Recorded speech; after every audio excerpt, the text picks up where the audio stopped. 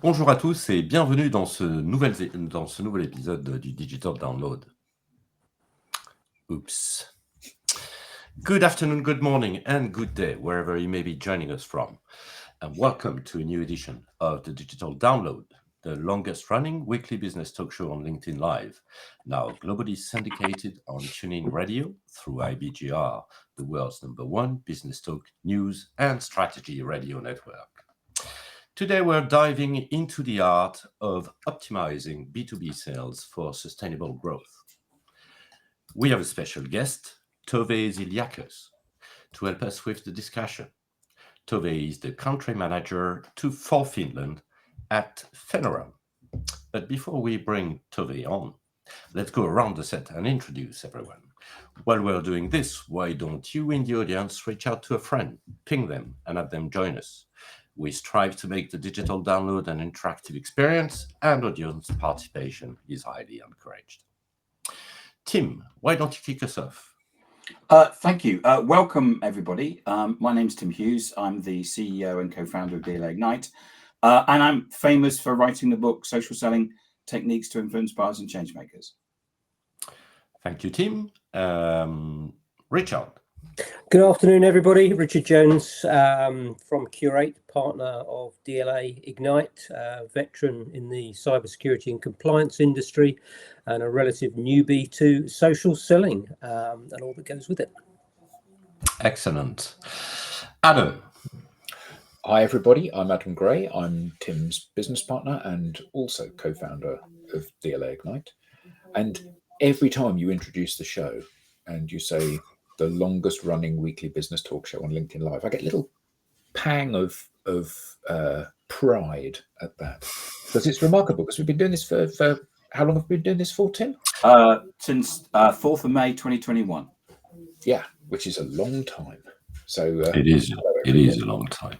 It is a long time. Thank you, Adam. And myself, Bertrand Godillot. I am the founder and managing partner of Odysseus & Co., a very proud DLA Ignite partner as well. So as I said, this week on the Digital Download, we'll speak with Tove Zilliacus.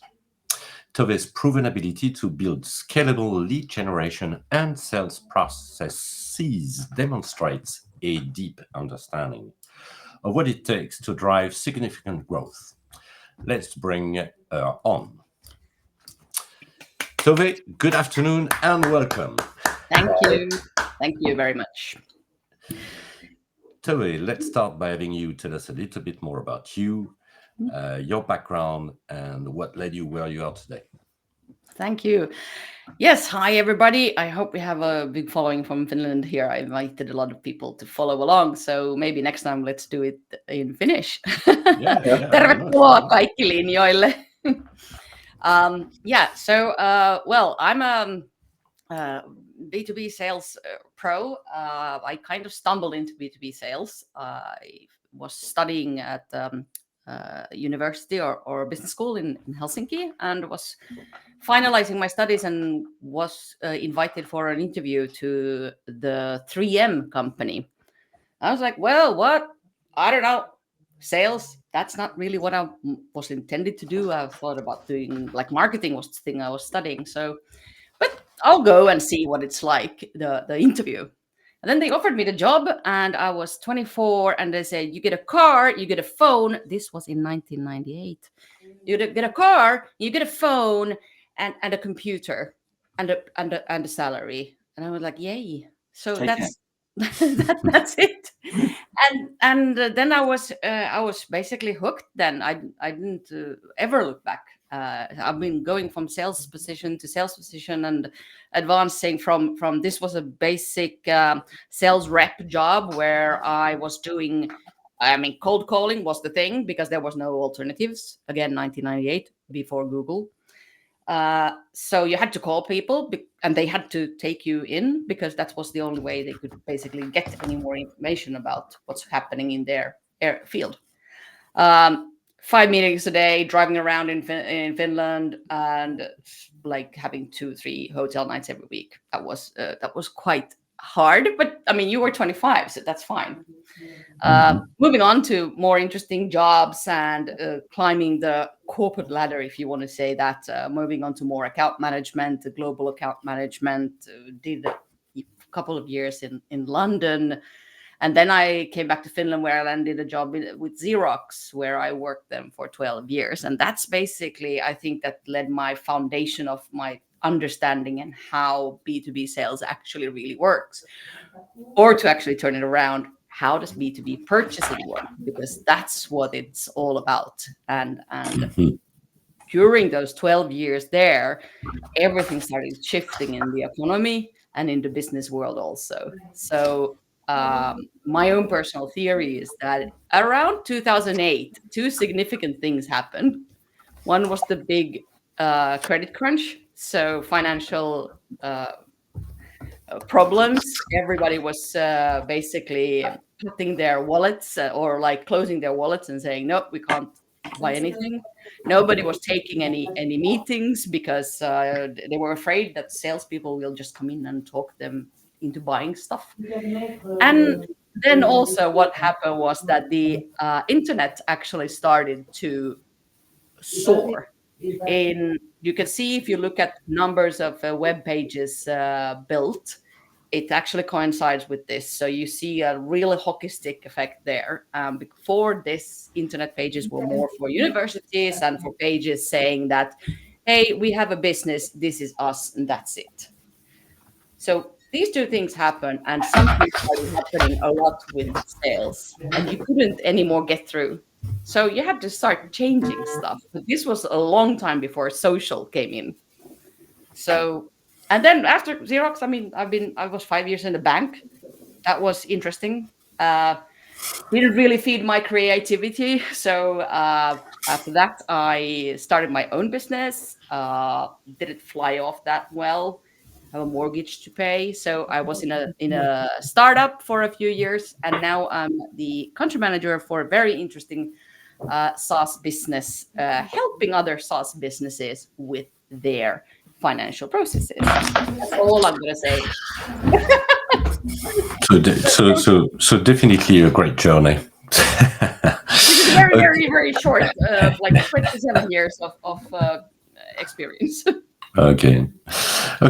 So let's start with the foundational questions based on your experience. How can businesses truly understand and deliver customer value? That is a very, very good and interesting question. My first thought here is, unless you really understand what your customers will achieve thanks to your solutions, then you don't know what the value is. So you have to really understand where you fit into the customer's journey. They don't care about your stuff unless you are selling a strategic important stuff, like thing for their direct production. Then they really care about what you sell, but everything else it's irrelevant. But if you can understand how your solution helps them achieve their own targets and goals, then you understand the value, and you should talk only about that. So basically, if I'm a recruitment company, I shouldn't be selling that, yeah, we find the best candidates for you, or we do the best aptitude tests or whatever. But you should be thinking that because of us, you will have the best people working for you, and you will drive your business forward. It's changing the narrative into the customer's mind. And the way I'm a very visual person, so I draw stuff, and I visualize this like this: that if I'm looking at my customer, he's right in front of me, but I see him from the turn to the back, and he's looking at his customers. So I'm thinking like, okay, so how do I get into his head and see what his customers need? And then I try to find myself in that puzzle.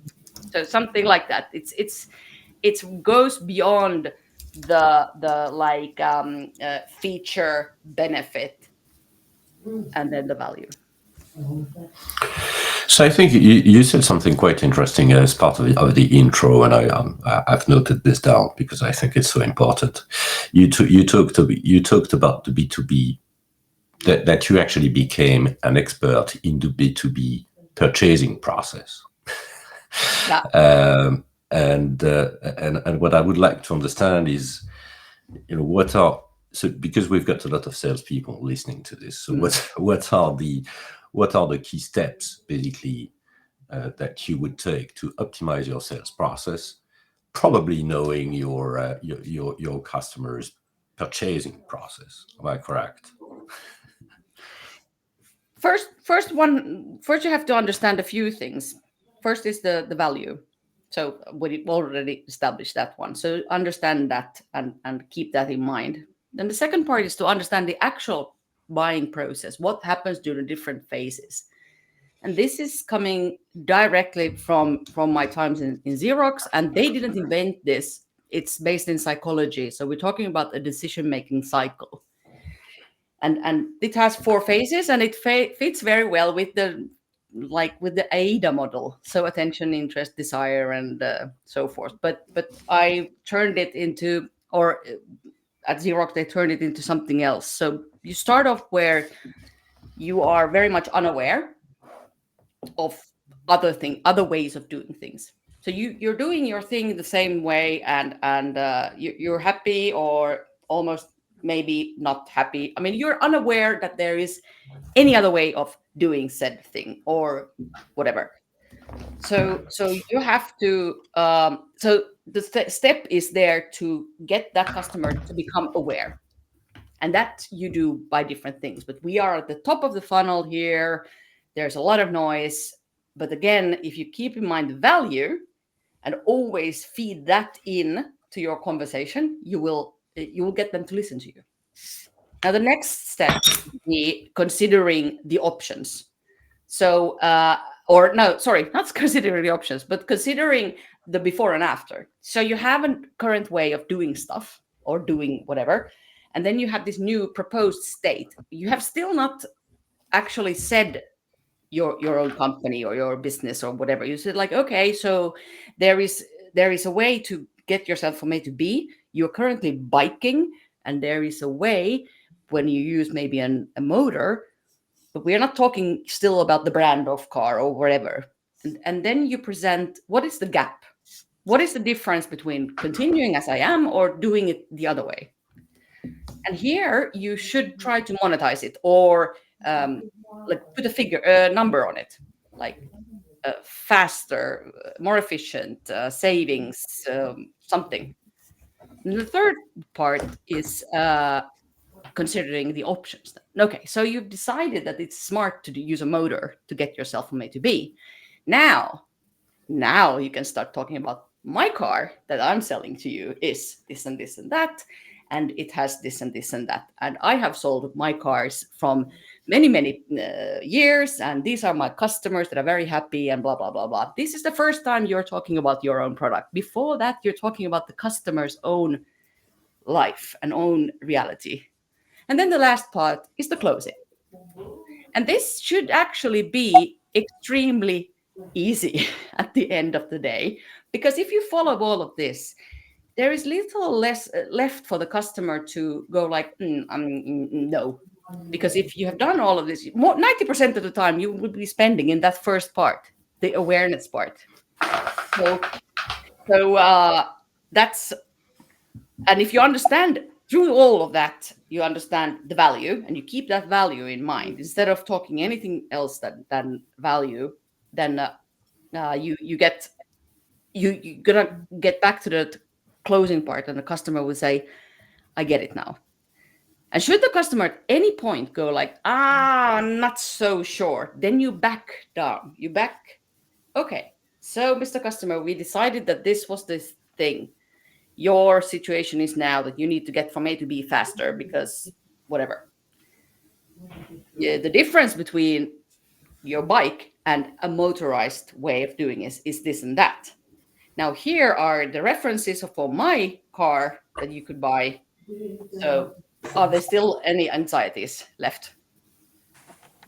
So basically that's the purchasing like decision-making process of a customer. So how do you put this all together is that when you are talking about these things with your customer or online or anywhere else, you keep in mind this value part and you stop talking about your product completely. Yeah, so we've got an idiot in the comments, but the first thing they said, this is very basic advice, is absolutely right. But in my travels, and I speak to an awful lot of companies, what you're laying out is like, it's just common sense, but most companies don't do this. Yep. Most companies, they know that this is what they should do, yet they get into some sort of customer interaction, and what they say is, and our product's got all of these different features and functions, and it's really better than everybody. And it begins as if the conversation and the interaction with the customer starts with a product demonstration. Because if I show you how good my product is, you'll be interested in my product. But if we go back to the very first thing you said about the customer doesn't care, unless you're selling like this super important thing to their production, which they do care about. Everything else is like, well, I have a business, it's working. I've got 20 different options that I can pick here. And I think that certainly, I mean, how do you feel about this? Because my view is that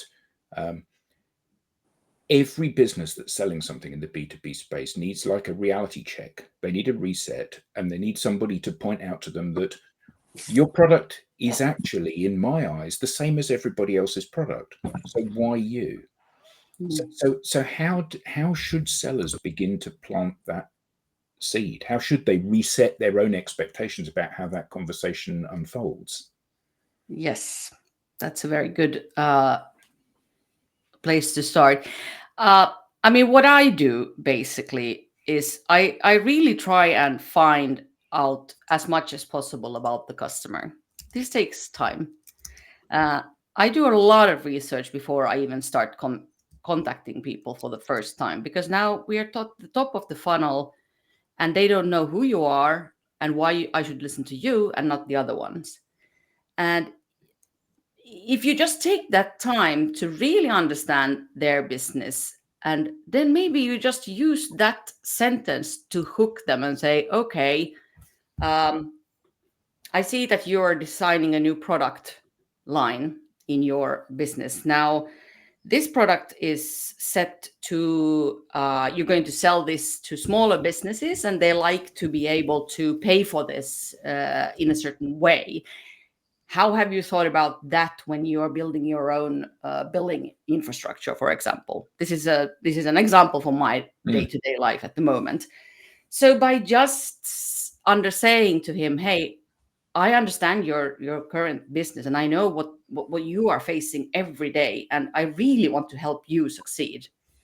Then they start listening to you. Instead of going in and say, hi, John, I have the best billing solution ever. We can do this and this and this and this and this and this and this.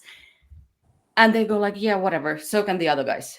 But because I could find this one thing, it can be very small. But I mean, really understand that, hey, because of this real little thing, you need to have a solution like this. Now we can help you with that. Do you want to continue the conversation? Now he's aware of us. And then you start drilling down, because this is really, as I said, 80% is spent on that first top level. No, how do you get through the noise? Yeah, I mean, I think that the thing that's really interesting is that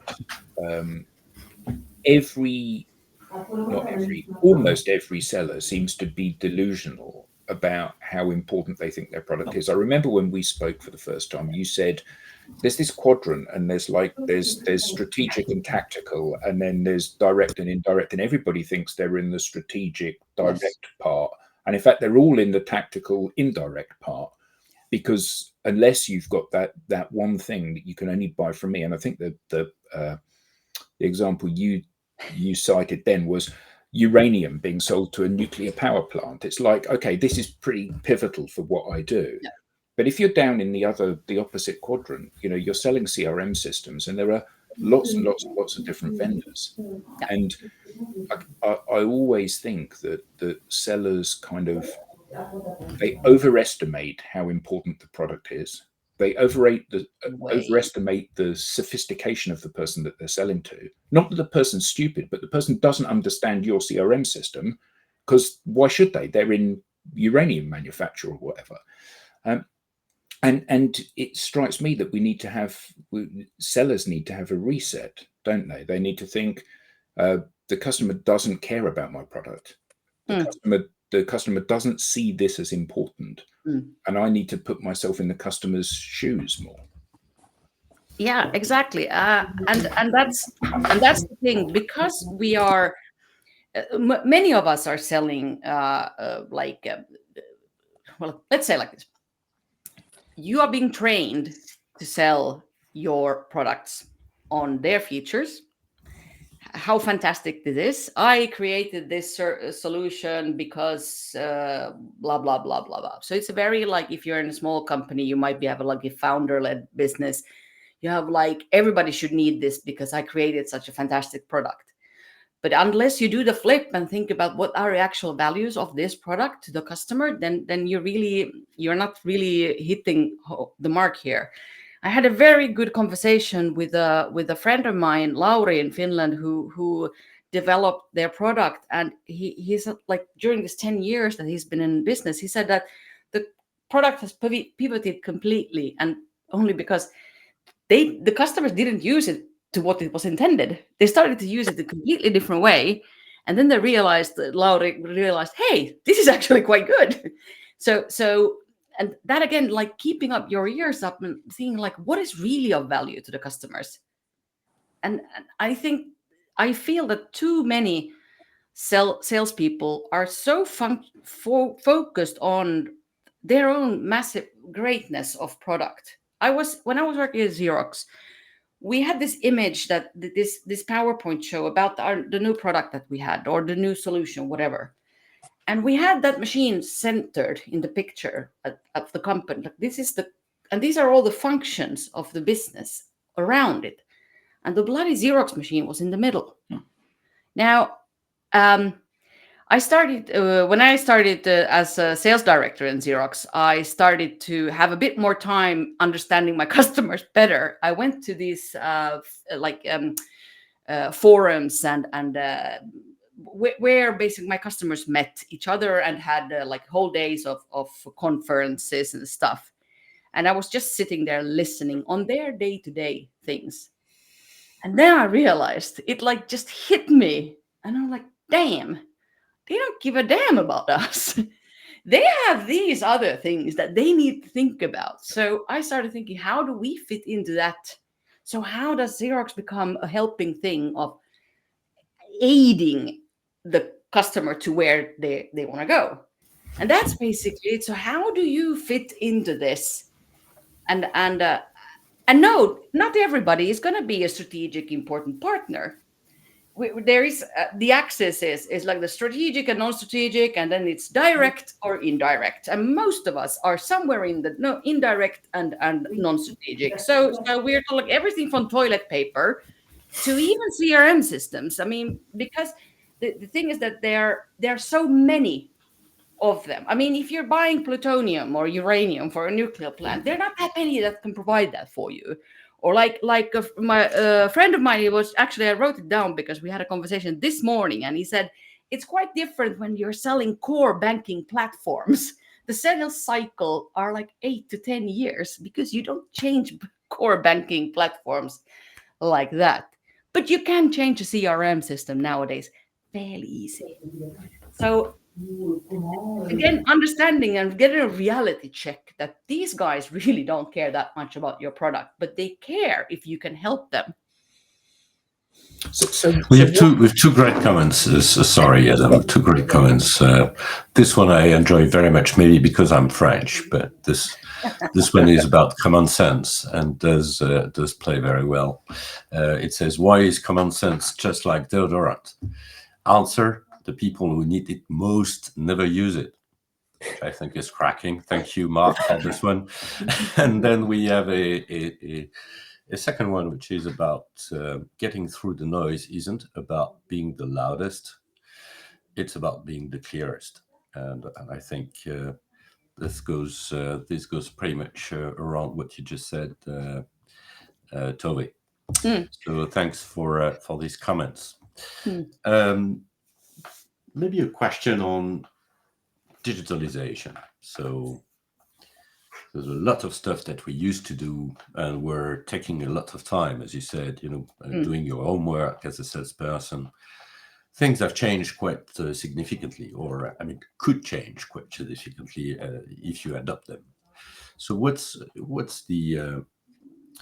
from your perspective the impact of digitization for both simplifying and potentially enhancing your sales approach? This is such a like a wormhole or something. First of all, for outreach, I think this AI and all these digital possibilities that I love, that's really done us a disservice. I mean, you can let's say you're selling marketing services. You can just go to any platform nowadays. You can buy, you can get a list of marketing managers, and then you just bombard a tailored message. And the tailoring is basically your industry, the size, and your name, and whatever. And as I said, I have a one-person company, and I keep getting these emails saying, "Wow, I've seen your work. It's so great. We could offer you da da da." I'm like, dude, have you even been to my website? So this is, they're rude, and this is the noise that is. Somebody was getting through the noise. It's filling up everybody's emails, and this is a really big problem because the example I got here is a friend of mine had a marketing communications agency, and he's the co-founder of it. So his title is still marketing manager. And he got a message. "Hi, I would like to sell to you marketing communication services." And he go like, dude, this person really didn't do any homework. No, because they took a big database and just threw in there some keywords and then just shoot out and hope that something sticks. So instead of making sure that taking the time to do your prospecting fine and honing in on your messaging and then calling people and trying really to be valuable to them, because you can sit there and think about these sequences for weeks and days, and you're still not getting more than you would be doing by actually tailoring your message that you're going to call somebody. And so, but do use these. I definitely use AI for almost all of my messaging, whatever I write, because I need to be very precise. I usually write it and then I ask AI to make it even shorter, briefer, use different words, and saying, "Don't use that word, I hate it, use another word," and so forth. So use this, but don't. Not everybody's going to be interested in your stuff, and you will actually be making, you'll be hurting your brand a lot. So that's but what I wanted to actually touch upon here also was how to make your sales more efficient, and that's what this lovely panel of people knows everything about, and that's making the short sales cycles shorter, right? So let's say you have this, you are communicating with this way of that is people are interested in you, and you are sorry. I keep hearing background noises, so I'm getting it's not from here. It's not from here. Okay, let me wind back. You understand what is the value that you bring to your customers. You start to do a lot of this messaging out. You are on LinkedIn, you're on Instagram or Facebook, wherever your customers are the most, And you're basically just making sure that whenever your name comes up, you have something smart to say and something that is of value to them. You're not pitching your product. So my idea is here that once you pick up the phone and they answer, the idea is going to be, hey, we were just talking about you, or I'm glad you called. So my tagline is a bit like make them expect your call. So that's what you can do to make it shorter, because the sales cycle has actually begun a long time before you even pick up the phone. Yeah, I mean, one of the things that strikes me is that, and I think that your kind of analogy about how when you were at Xerox, you've kind of got this PowerPoint slide and you've got Xerox in the middle, and then everything that the company does around the outside. And I guess that part of the challenge in the B2B world for the seller is visualizing themselves in that relationship as the relationship actually stands, rather than being that strategic partner, but also leading with an understanding of what the customer is going through at any point. So I worked for a big American software company for a while, and we used to do lots of journey mapping, customer journey mapping. It was nothing to do with mapping the journey of the customer to buy. It was absolutely mapping our journey of how we sold. And that kind of disconnect and an inability to put yourself in the buyer's shoes makes you A, look like you're not listening, and B, look like you don't really care what the challenges are. So I guess the question is, what can a B2B seller do to start to reimagine how they could better be starting those conversations with customers?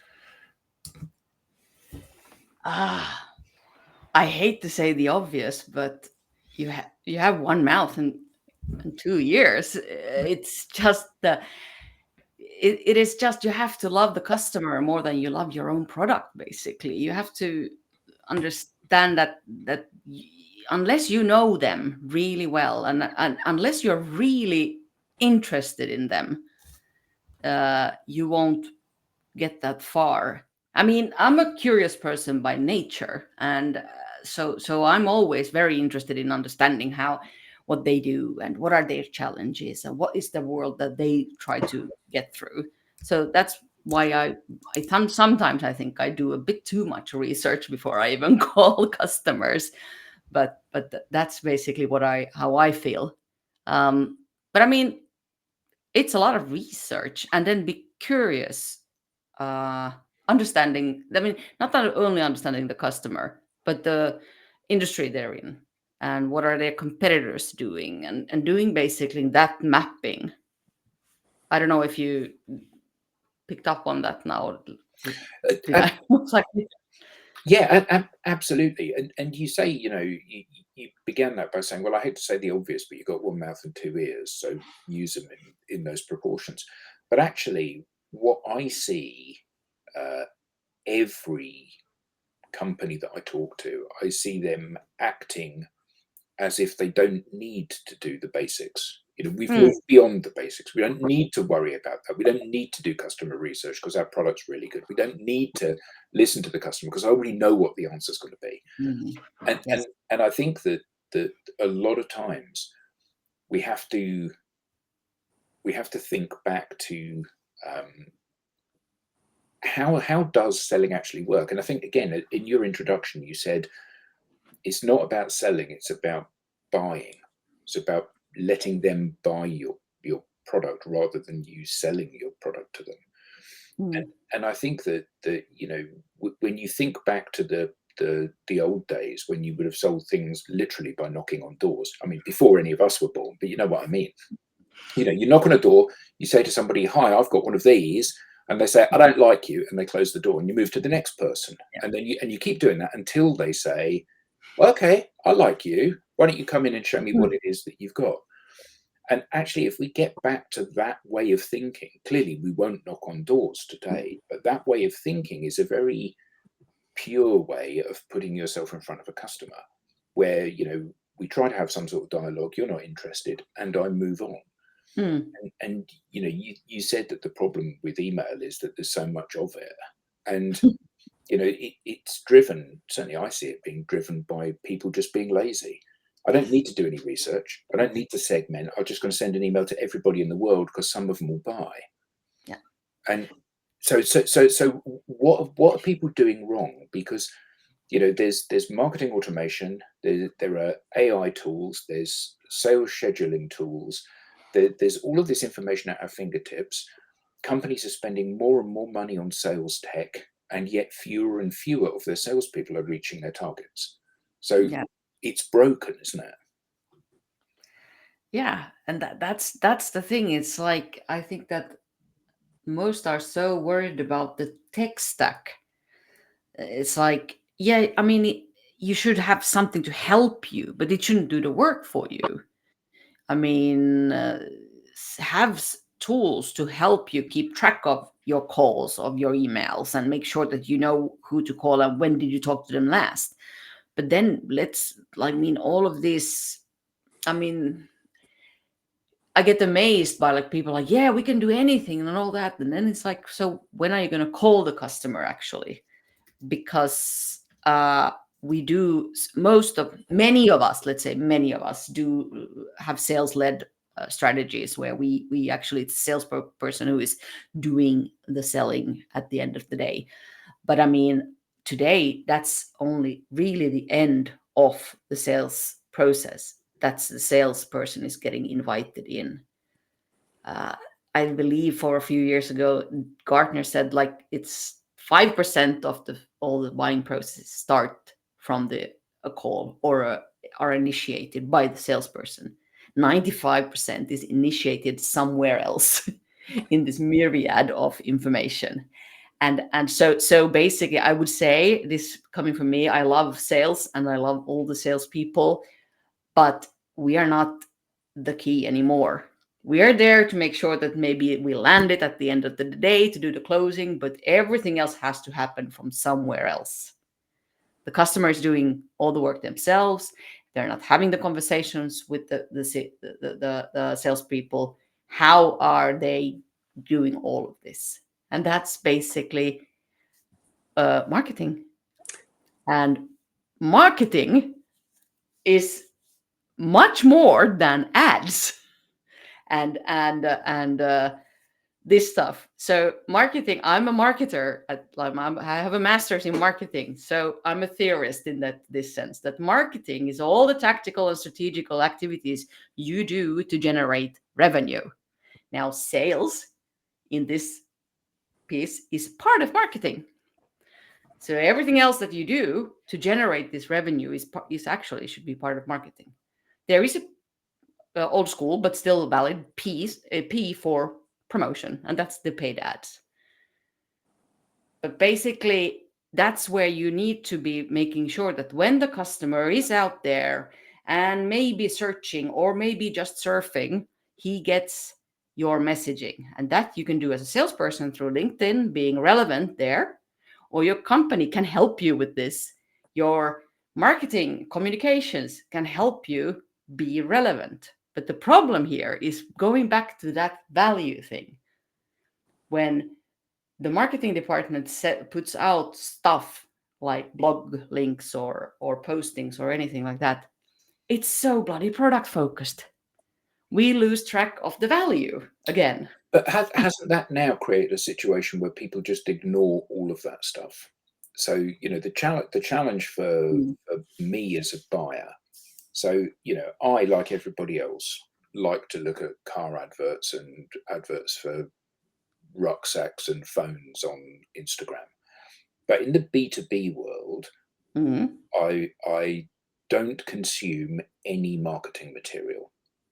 And the reason I don't is that there's so much stuff out there, and maybe it's partly because it's so product focused, but there's so much stuff out there, and I'm drowning under a weight of things that are vying for my time. So the route to get, you know, when I think about how we sell as an organization, our route to get to our customers is for us to form a personal relationship with the customer. And that's why all of the organizations that we work with, we teach them how to be authentic, a much overused word, but how to be themselves. You know, I have a lot of sales conversations with people that play the guitar because that's an interest of mine. And it's a good starting point for a conversation because there is no hidden sales message in this. You know, it's two people talking about guitars, or Tim travels a lot. He talks to people about travel and food and all of this stuff that we all have interests in. And it's only when you've developed that kind of conversation that people say, so what do you do when you're at work? And then you've got the opportunity to explain stuff. But marketing-led sales, marketing-led communications, I think are as good as dead, really, these days. Well, that depends, because I mean, if you are very strict in how you define it, and this is a definition question for me, because I'm not talking about basically if I post on LinkedIn and I am not selling anything there. I am posting basically, hey, I had an interesting conversation with a customer and he was talking about a trip to France.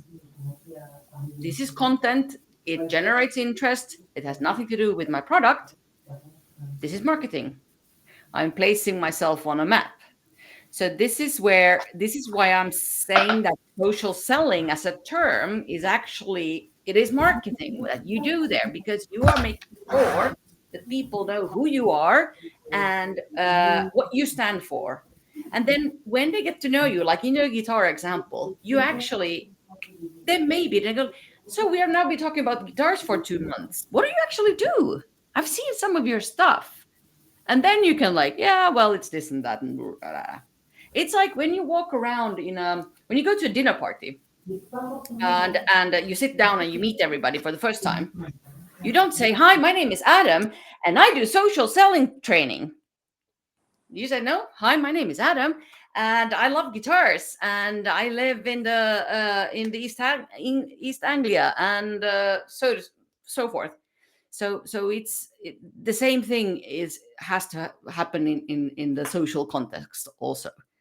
And that's what I'm saying, that it's a definition question that because we are so inclined to say that marketing equals what a company's handle puts out or a blog post by the company. But let's say that you are doing a blog post on somebody else's page. You've been invited to somebody else as an expert speaker and all that. Now that's marketing. Yeah, it is. But I think that what we see in our travels largely is that is not part of the overarching marketing strategy. I know. What is brand police, advertising, creation of brochures, creation of events, creation of email campaigns. Yes. All of which create noise in the marketplace. And marketing departments will often tell you that noise creates background hum and awareness of the product, which I don't believe it does anymore. What you're talking about should be supported by marketing departments. They should be saying, Tove, I want you to write something about this because this is topical for some of our clients at the moment, and share this with you. But in my experience, marketing teams don't do that because marketing teams are KPI'd on metrics that often don't mean anything anymore. So impressions or whatever. And success, as you know, from social comes from closing all of those loops. You know, if somebody drops a like on something, you know who they are, so you can then say to them, thank you for liking that, and try to develop a conversation off the back of that. Where if somebody sees something, you don't know who they are, so you can't send them a note to say thank you. And interestingly, the last comment that we've had in is from somebody saying, I spent 4 hours writing a short email to SVP of a Fortune 500, perfect email, relevant. He pushed it to a lower level $1 million deal. And that's lovely. That's absolutely, though, the problem is that is one instance rather than an inevitable outcome. It's like people that cold call that say, I cold called this target company. I called them at 6 o'clock one evening. Everybody had gone home except the chief executive. They answered the phone. They became my best company, which is very true. And it does happen, but it isn't a cause and effect. It's luck. No. And luck is never a good strategy. No. So most emails that I get, and everybody that I've ever spoken to gets put in the bin. Yeah. No.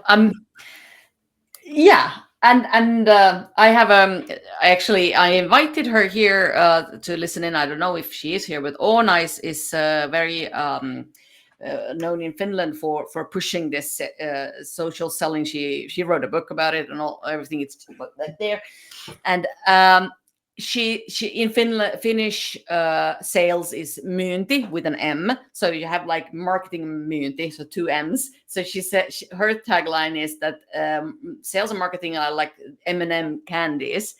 They're like same flavor, like all the same bag, and they have different type of flavors, but it's the same thing. And that is exactly the thing that what you're saying, that when you're describing is exactly that type of thinking that has to go away.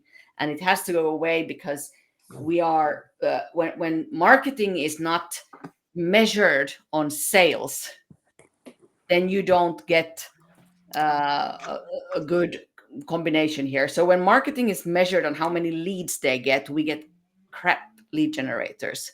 When marketing is measured on clicks, we get absolutely rubbish stuff there. But if marketing is going to be held accountable for the sales, actually, and then I have these marketing that it can be done, you can't do that. Well, why not? Because I think it can be very much done, and you don't have to sit there and track and attribute every single deal. Like, did this start from LinkedIn, or did it come from this blog post, or where did it come from? Who cares? It's about the marketing favorite term, brand awareness. So when I pick up the phone and I call you, do you know who I am? And do you know my business? And do you know what we can do for you? So this is all like all that noise that you keep making on social media is, do they want to listen to you? Are you helping them? And it goes back to that value, that do you really understand my business and can you help me with it? So it's not about me picking up a phone, calling any CEO that I've never spoken to, and I happen to have a deal, something that I can offer them that is relevant for most of our SaaS companies. So I have it fairly easy, but still, most of the people who pick up the phone and call them. So if they get somebody to actually answer the phone, most of them will say, "Nah, not relevant for me. Drop me an email," and then it's going to be gone. But if you keep grinding this and speaking about the value they can provide, then maybe the next time you pick up the phone and say, "Actually, I've been reading your stuff and that's interesting." And then you have a conversation. Well, Tim and I were at a big Salesforce event in London earlier this week, and we were walking across the floor, and somebody kind of pounced on us and said, "Hi guys, you don't know me, but I know you because I see you," which was lovely. It's lovely when that thing happens. Exactly. But yeah, I mean, probably 7 years ago now, Tim and I wrote a book called Smarketing, which is about moving, and it just so happens he has a copy, about moving sales and marketing departments into the same vertical, available in all languages now, about moving them into the same, because for exactly this reason, that, you know, if I'm compensated and measured on generating email addresses, I'll find lots of email addresses. Yes. Actually, what you want is you want me to be one link in the chain, whether I'm closing business or I'm generating awareness. It's really important that I'm one link in the chain, and we measure the importance of the chain rather than saying, okay, your bit is just this bit, because it's very easy, and we see again and again, don't we, outperformance of some departments and underperformance of the whole journey. Exactly. And does that come from the fact that prospecting, because what we're actually talking about is prospecting as part of marketing, right? And this is kind of full of the sales team desk, basically.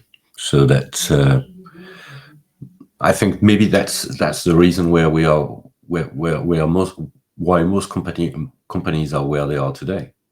It's kind of splitting the work between sales and somebody else who happens to be marketing.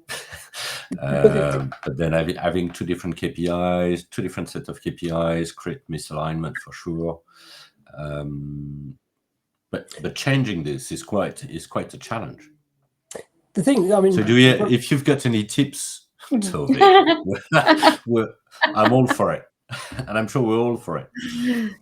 Yeah, Richard, you wanted to chime in here. Say, I mean, you mentioned about Gartner saying that sort of 5% of the sales process is kind of in the hands of the salesperson, which kind of goes to prove that the salesperson has been sort of emasculated somewhat, and they have, they have very little influence over what's going on, and that's primarily being driven by marketeers who are still working in a world where marketing was done a certain way. So it's from my perspective, sales was always about diagnosing before you're prescribing, but we're busy prescribing before we do the diagnosing.